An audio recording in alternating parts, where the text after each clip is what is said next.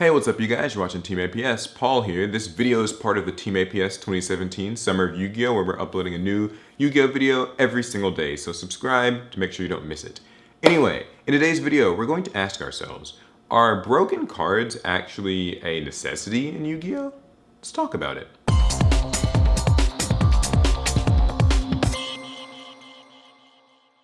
Okay, so as we all know, Yu-Gi-Oh! Has a load of really powerful, sometimes sacky cards. You think to just simple things like Dark Hole or Raigeki or Heavy Storm that, when you activate these cards and resolve them, they just completely turn the tide of battle. They change the field, destroy everything, just really strong stuff. And nowadays, we've got cards that are comparably strong, honestly, maybe stronger by comparison. You think of things like Norden, right? That's a good one, a boss monster. Exit Tonight, it's been banned recently too. That Grass Looks Greener. Just all of these really strong cards that they're like either boss monsters or they're strong spells. And I'd like to preface this by saying that I don't, this isn't like in total support of like broken cards. I don't enjoy getting sacked by, a soul charge or anything like that either. But I do think that there's an argument that these cards do provide something that makes Yu-Gi-Oh! And any card game with them unique. So think about like just the anime, right? In the anime, you're trying to outplay your opponent, you're trying to prove who's the best duelist, but there was always this thing with like each duelist where they had their trump card. They had a card that like when it was resolved or when it got summoned, it's like you could turn the tide of the duel. And so that's why it's like your next draw, you can't give up until you get your next draw. Heart of the cards, oh wow, I drew the crazy thing. Now this isn't meant to go all anime and anything like that, but I do think it's cool that, in a card game, there are factors that can completely change everything. I'm not saying they're the best thing in the world. I'm going to name some weaknesses of them later, but the idea here is that, it kind of keeps you on your toes. It keeps Yu-Gi-Oh! Exciting.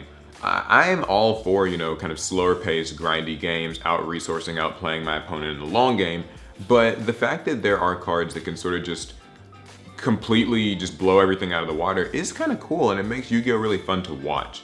I think it's really fun to see like the power struggle where like we've got this age of say invincible fields where like you make an unbreakable board and it's really difficult for your opponent to play. That might not be fun, but think about it. If there's something that's powerful enough to break even that field, then that's actually kind of cool, huh? I mean, obviously Raigeki and stuff is typically going to be negated, but like if a Raigeki does resolve these days, it's actually a pretty powerful card. And the same could be said if like Exit Tonight was around still, or any of those kinds of cards.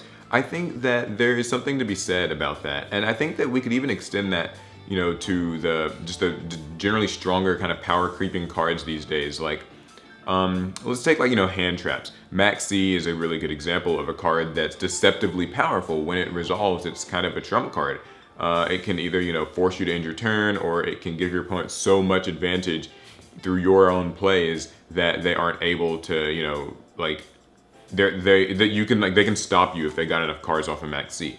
So, I think that's actually really cool. And now that Max C's at 1, it kind of makes things unpredictable. Like, does my opponent have Max C? If they see it, what happens?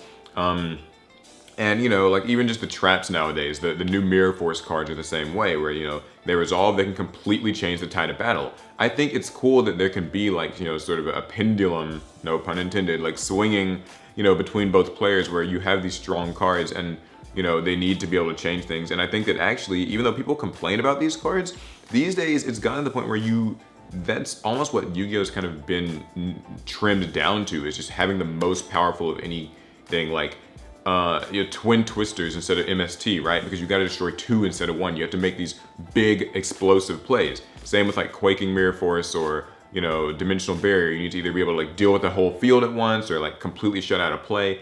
Because we are kind of moving away, I've mentioned this in recent videos, moving away from just the basic traps like Fiendish Chain or the basic traps like a single breakthrough skill or a bottomless trap hole to just being able to shut your opponent out.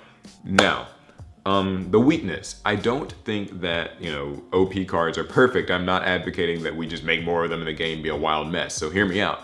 In a competitive sense, maybe they aren't the best thing. Maybe for deciding who the better player is, these cards don't really belong. Like, if we take like a YCS or a big regional or a nationals or whatever, and like think of the player who is the better player should win over the period of time, then yeah, it kind of sucks if you get sacked by a random that grass looks greener, you know, a random just kind of whatever happens and ruins your day. But I would say still that those cards, it's cool because like now you have to prepare for them. If it was just a bunch of like small weak effects, Yu-Gi-Oh games would take a bit longer, and maybe that'd be good, maybe that'd be bad, but I like the idea that things can be crazy and then that you can prepare for them. So take something like Exit when it was around, Evil Storm Exit. When that gets summoned, and if it can resolve, it can nuke the entire board, and it's just like, boom. Just maybe even Judgment Dragon might be a better, more common day example. But if it gets stopped, you know what I mean? Like if your opponent is able to stop that Judgment Dragon, then your trump card is gone. And so it's kind of this power struggle, this tug of war between like, you know, is your opponent gonna let you summon your powerful monster or activate your powerful spell, and how are they gonna be able to stop it? Like if the Judgment Dragon gets, you know, effect veilered or whatever, then, you know, what happens, right? So I really think that that's a cool sort of just dichotomy to Yu-Gi-Oh that is often overlooked. There are plenty of examples. You know, just to repeat, I don't love getting sacked or anything. Like obviously a lot of these cards are banned, a lot of them are limited and for good reason. But I do think that they do have a place and it's kind of valuable in a sense. So yeah, that's the video discussion for today. Let me know what you guys think. Do you think that powerful cards are a necessity in any given card game to make it exciting, make it kind of unpredictable, high octane, volatile, you might say? Or would you prefer a game where there really aren't any blowout cards? Let me know your thoughts about that down in the comments. I'd love to know. And just as a reminder, we are selling Team APS t-shirts. If you want to get yourself a copy, you can check out our Teespring link. I'll have it in the video and in the description below. We've also been doing live streams for the past few days. So while I won't be doing one this weekend because I'm a little bit busy, I will be continuing them next week. So make sure that you check those out. Follow us on social media, check out TCG Player, all the great stuff, subscribe so you catch tomorrow's video. That's gonna be it. I'll catch you guys in the next one. Later.